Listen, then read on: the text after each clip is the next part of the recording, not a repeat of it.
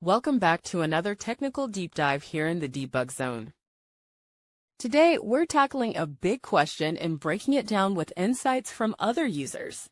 Hopefully, this clears up some misconceptions and helps you get the answer you need. So buckle up, stay a little curious, and let's jump right in.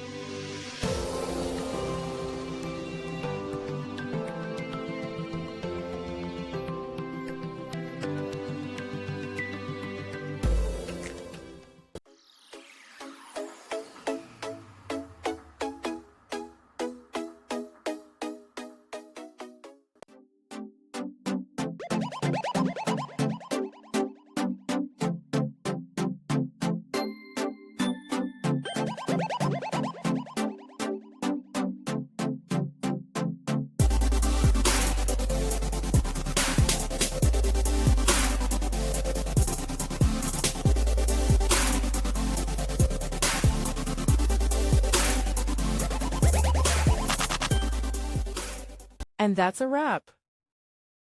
I hope you found the answer you were looking for. If you did, take a second to hit that subscribe button. It really helps out. And let me know in the comments which solution worked best for you. See you next time in the debug zone.